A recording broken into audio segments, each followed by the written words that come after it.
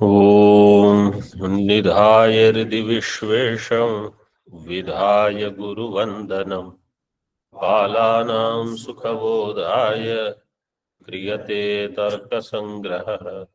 शङ्करं शङ्कराचार्यं केशवं बादरायणं सूत्रभाष्यकृतौ वन्दे भगवन्तौ पुनः पुनः।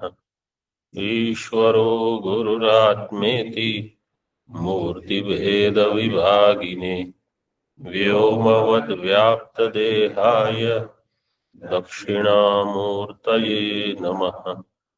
ओम शांति शांति शांति।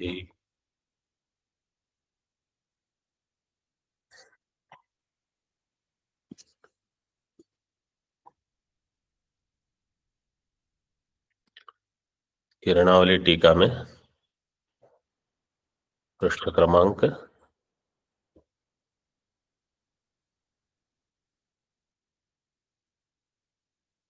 39 व 39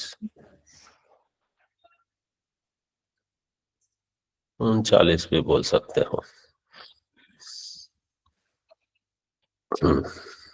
39 इसमें हम देख रहे थे दिक् का लक्षण। ये थोड़ा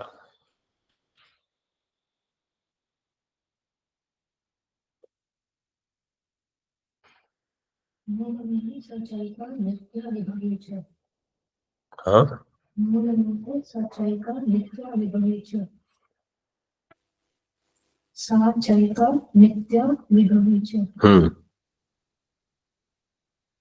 ये लक्षण दिया था दिक् का।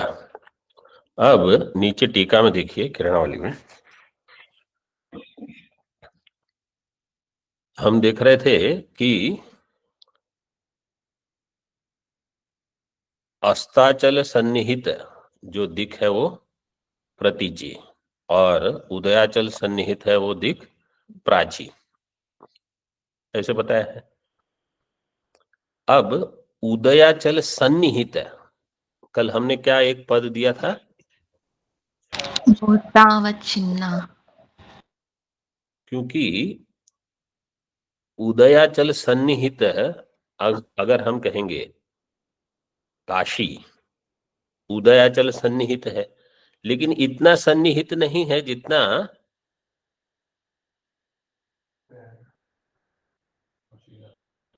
प्रयागराज नहीं, पटना अथवा मथुरा। मथुरा वहां है, मथुरा इस तरफ है, पटना ले लो तो पटना जो है वो काशी से अधिक उदयाचल सन्निहित है। इसलिए सर्वमूर्त द्रव्य जो बीच में है, मूर्त द्रव्य को अगर आप ले लोगे तो उन सबको मिलाकर उदयाचल सन्निहित हो जाएंगे। मतलब उदयाचल सन्निहित तो क्या होगा हमको पता नहीं है, बिल्कुल एकदम सन्निहित सन्निधि में। लेकिन हमारी अपेक्षा से कोई भी मूर्त द्रव्य अगर उदयाचल सन्निहित है तो उसको लेकर के परिभाषा बनाई है। जैसे वो अरुणाचल है, इसको पहले कौन किसको अरुणाचल पहली किरणें। हाँ, अब वो कहाँ है, मतलब पौराणिक है वो। अर्थ ये है कि उदयाचल सन्निहित मूर्त अवच्छिन्न अगर कोई भी होगा तो मतलब उस प्रकार का मूर्त संबंधी वो प्राची दिशा का निर्देशक होगा, और जो अस्ताचल सन्निहित होगा मूर्तावच्छिन्न वो प्रतीची दिशा का निर्देशक होगा, उसका लक्षण होगा। ऐसे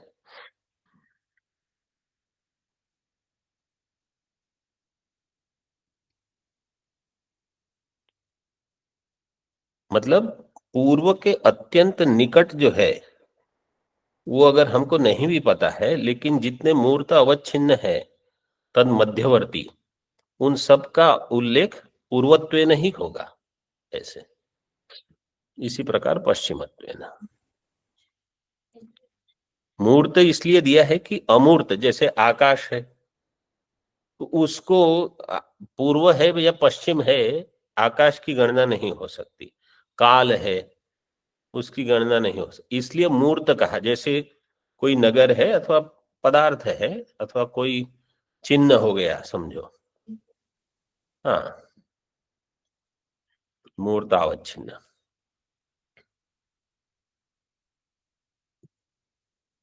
आगे देखिए टीका में, दिक की सिद्धि कर रहे हैं अनुमान से। दिक सिद्धिस्तु अनुमानेन दैशिक परत्वापरत्वे असमवायी कारण संयोगाधिकरण जन्ये भावत्वे सति कार्यत्वात् घटवत्, ये अनुमान है। अत्र एकम असमवायी कारण संयोगाधिकरणम घटादि अपरम तु दिक् इति।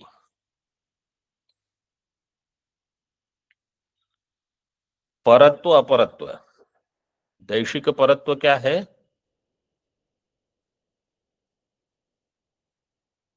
समीपस्थम अथवा दूरस्थम, कौन सा? हाँ, देशिक परत। दैशिक परत्व का अर्थ क्या है? समीपस्थ अथवा दूरस्थ नहीं, मतलब लेकिन पर परिभाषा में तो समीपस्थ। समझो ये पट है, ये पट समीप है कि दूर, ये दोनों हो सकते हैं, ठीक है ना, क्योंकि इनकी अपेक्षा से ये समीप है और इसकी अपेक्षा से ये दूर है, वो तो हो सकता है। लेकिन परत्व की परिभाषा क्या है? समीपस्थ के दूरस्थ। परक है दूर है।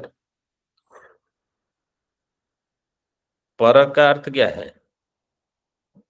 जो यहां से दूर है। समीप क्या होगा? अपर। क्या है ना, तर्क संग्रह में मूल में ही दिया है। क्या परिभाषा क्या दी है तर्क संग्रह में? इधर ही ऊपर दी है, अथवा परत्व परत्व में होगा वो।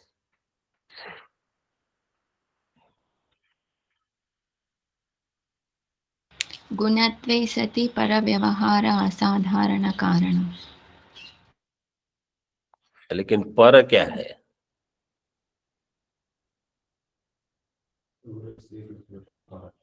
हाँ, दूरस्थे दिक्कृतम परत्वम, जो दूर है वो है पर, और समीपस्थे दिक्कृतम अपरत्वम। इसी प्रकार काल में परत्व क्या होगा?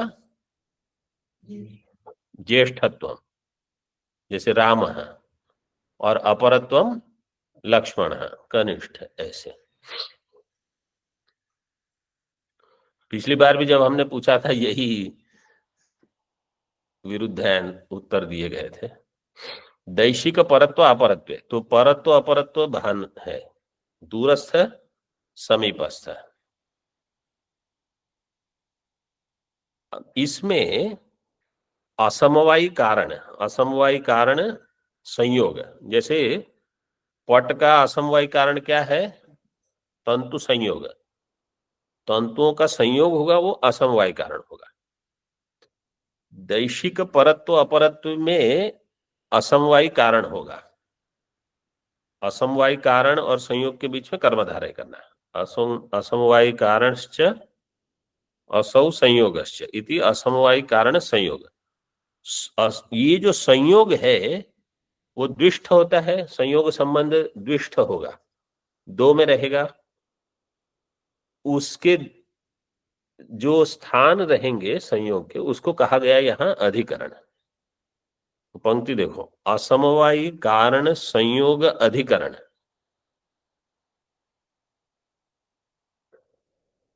परत्व अपरत्व का जो असमवायी कारण जो कि संयोग है, उसका अधिकरण, वो दो चीज रहेगी। ठीक है।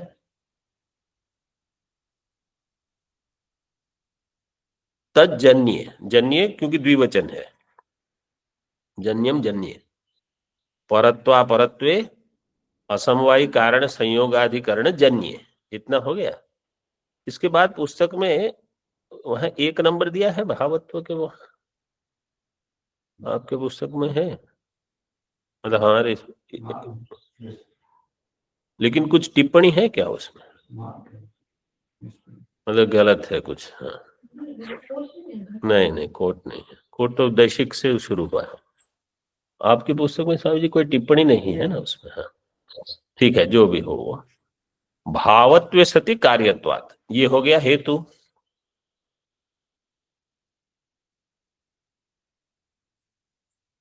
व्याप्ति कैसे होगी इसमें?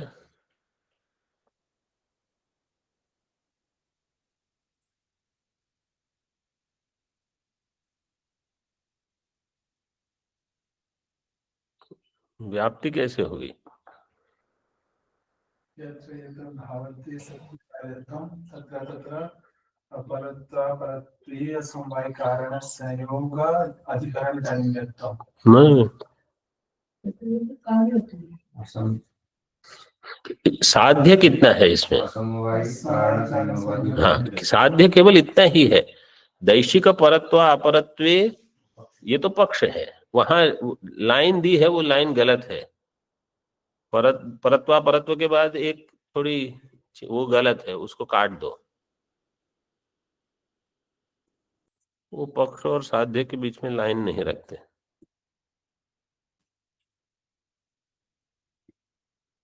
हाँ, अब व्याप्ति क्या हुई आप बताइए? यत्र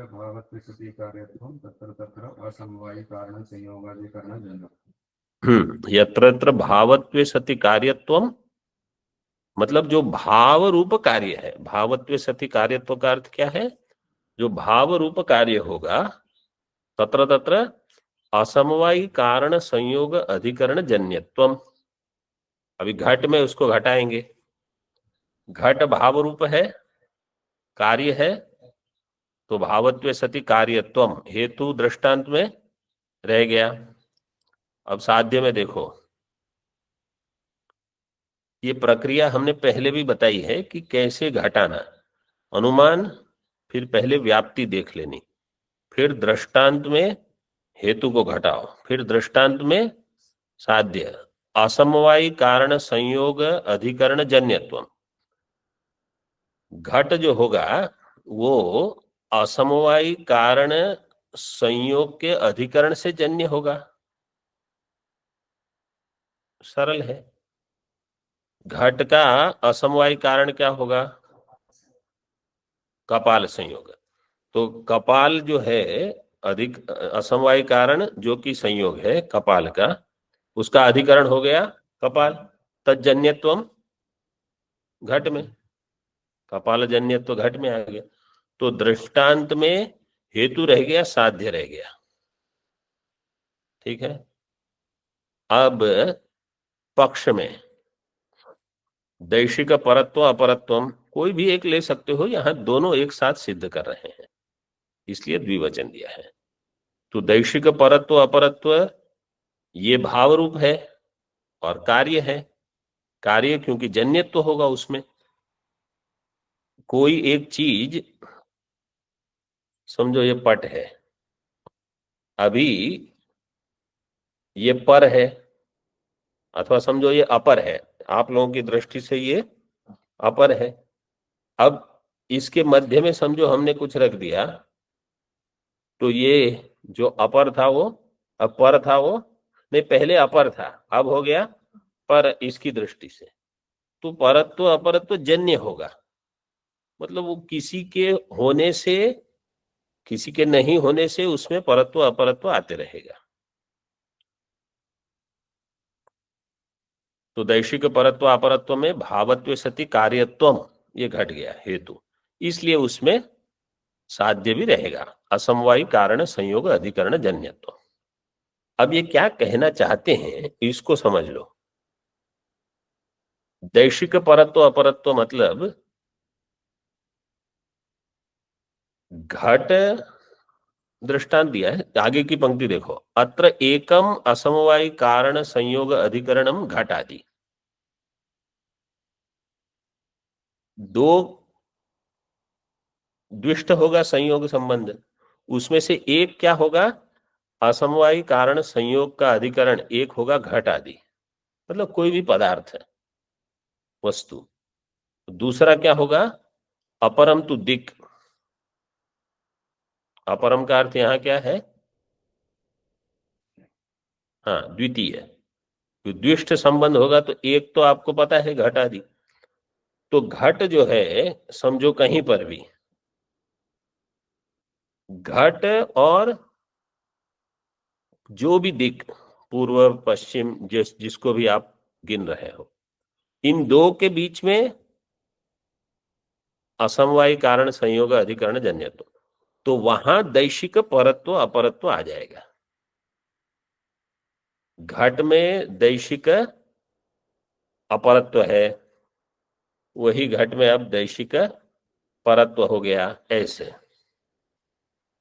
तो इसके जो दो अधिकरण है, एक घट और एक उसी की दिक, पूर्व पूर्व पश्चिम जो भी है वो दिया, अपरम तु दिक। अब कोई कहेगा आप दिक की सिद्धि कर रहे हो और उसी में दो अधिकरण में से एक अधिकरण को दिक को मान रहे हो,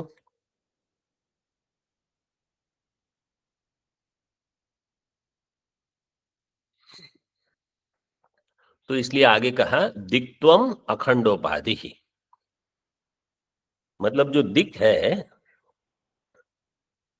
जैसे काल में हमने देखा, काल एक है लेकिन उपाधि से उसमें अनेकत्व भास रहा है, ऐसे ही दिक जो है उसमें दिक की सिद्धि में कर रहे हैं कि उपाधि के कारण कहीं परत्व है कहीं अपरत्व है।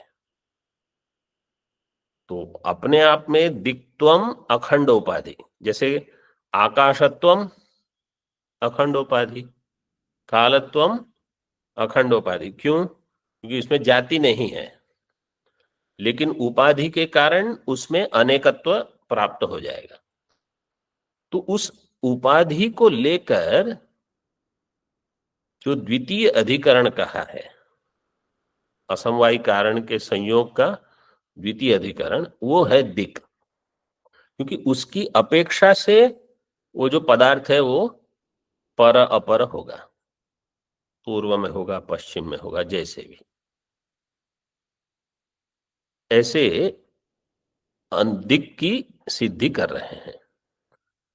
आपने एक चीज और देखी होगी कि सारे द्रव्य हैं, सबकी सिद्धि अनुमान से ही करते हैं।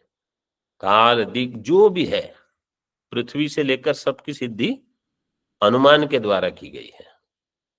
इसलिए ये न्याय दर्शन में वो सब में अनुमान करते हैं। एक महात्मा थे, वो ऐसे ही रमुज करते थे और वो बताते थे ऐसे कि कोई गृहस्थ है, वो कहते थे कि मैं अनुमान करता हूं, महात्मा नहीं, वो किसी गृहस्थ के बारे में बोलते, कि मैं अनुमान करता हूं कि मैं विवाहित हूं। अब आप विवाहित हो, उसमें अनुमान करने की थोड़ी कोई आवश्यकता है, आपको पता होता है आपका विवाह हुआ है कि नहीं। लेकिन वो कहेंगे मैं अनुमान करूंगा, अहम विवाहितः। क्यों? बोले घर पहुंचने के बाद रोज कुछ भी, या तो आप कहो जैसे ही पहुंचने पर कटकट शुरू हो जाती है सोने सोते समय तक, अथवा घर पहुंचने पर चाय उपलब्ध हो जाती है, ये वो। तो अभी इसमें अनुमान करने की आवश्यकता नहीं है, लेकिन न्याय वाले प्रत्यक्ष में भी अनुमान करके सिद्ध करते हैं सभी चीज, क्योंकि ये तर्क रसिका, इनको तर्क करने की उसमें आनंद आता है। ठीक है, कार्य मात्रे निमित्त कारणम, इसलिए इनको क्या कहा गया है, ये परतः प्रामाण्य मानते हैं, न्याय वाले स्वतः प्रामाण्य नहीं मानते।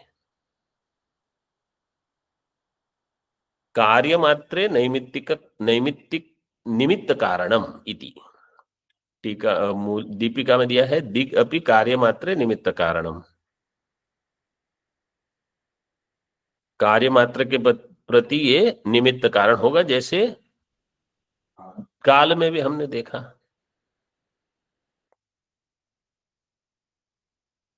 और असाधारण वो पहले ही दिया था। दैशिक विशेषणतया सर्व कार्याणाम आधारत्वेन निमित्त कारणत्वम इति भावः। दैशिक विशेषणतया, दैशिक विशेषण के होने से सर्व कार्याणाम आधारत्वेन, सभी कार्यों का ये आधार हो जाएगा, क्योंकि सभी कार्य देश में होते हैं जैसे काल में होते हैं, इसलिए निमित्त कारणत्वम इति भावः।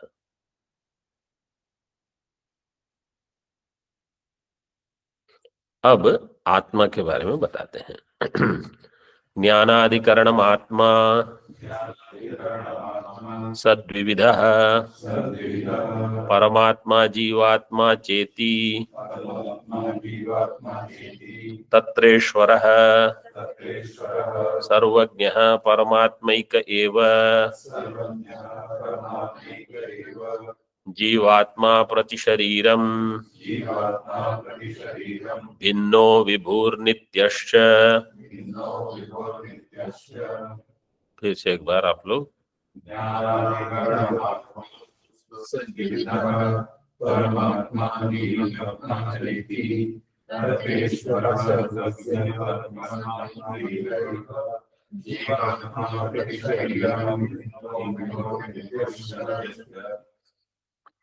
ज्ञानाधिकरणम आत्मा, आत्मा को ये ज्ञान का अधिकरण मानते हैं।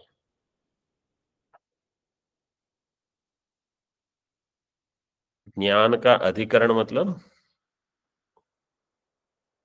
ज्ञान जिसमें रहेगा, ये स्वयं ज्ञान रूप नहीं है। जैसे वेदांत में हम क्या कहेंगे, सत्यम ज्ञानम अनंतम ब्रह्म अथवा सच्चित आनंद, तो चिद रूप है। इनके यहाँ आत्मा चिद रूप नहीं है,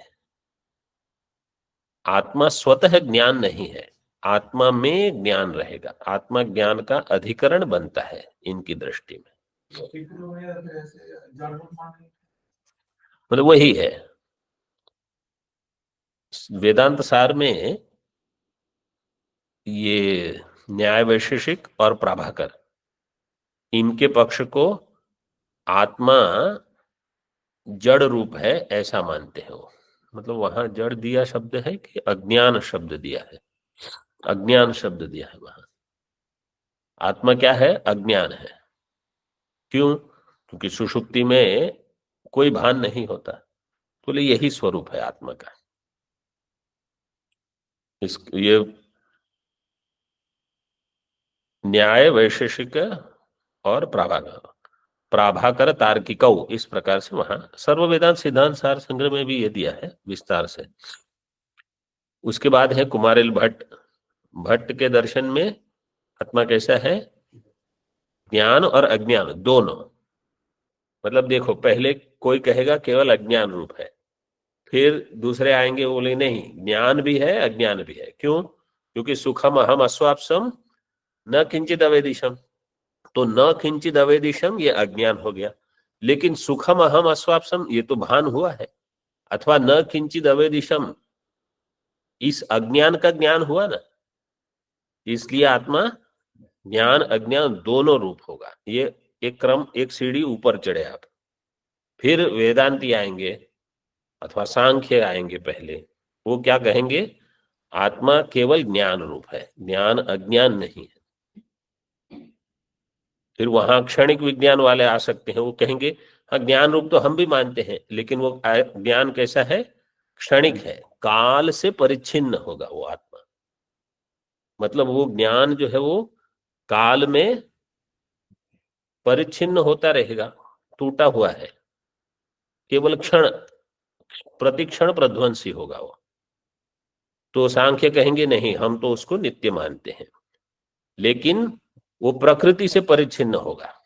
पुरुष जो होगा वो प्रकृति से परिच्छिन्न होगा, एक। दूसरा, अन्य पुरुष भी होंगे, तो आत्मा अनेक मानते हैं वो भी, और प्रकृति से परिच्छिन्न भी मानेंगे। फिर वेदांती आएंगे, वो कहेंगे नहीं, आत्मा कैसा है, एक है, कूटस्थ है, मतलब क्षणिक नहीं है, ज्ञान मात्र है, और प्रकृति आदि से परिच्छिन्न नहीं है, वो सब मिथ्या है, उसी आत्मा में सब अध्यस्त है।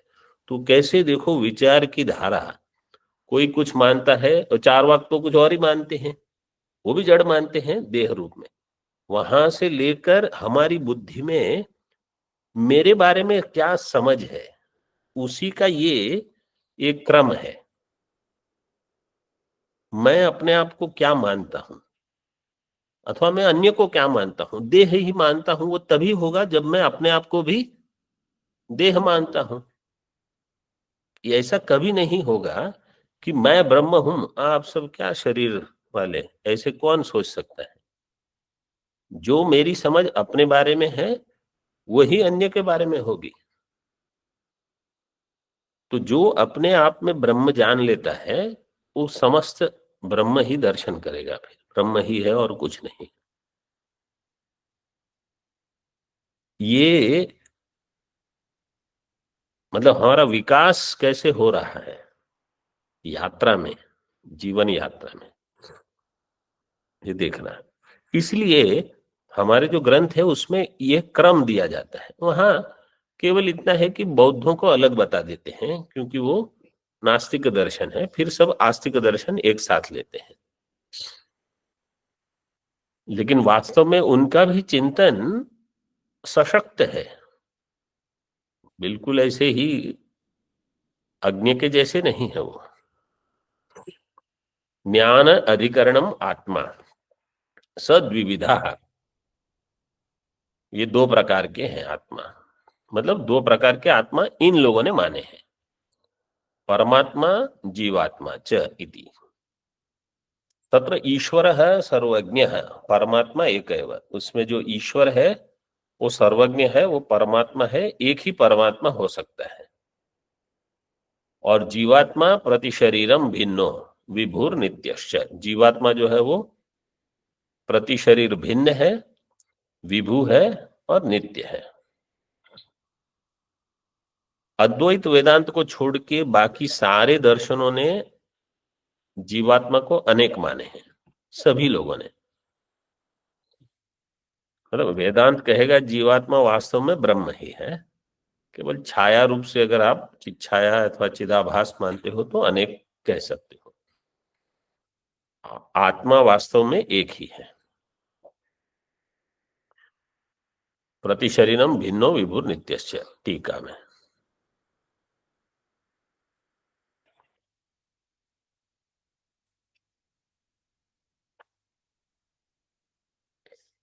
आत्मा लक्ष्यः ज्ञानस्य समवायेन अधिकरणत्वम् इति लक्षणम्।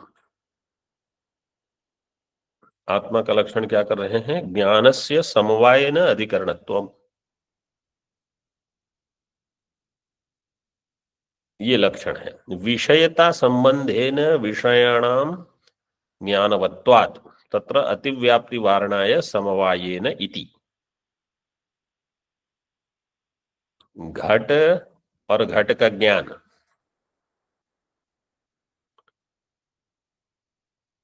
इसमें विषयी कौन है,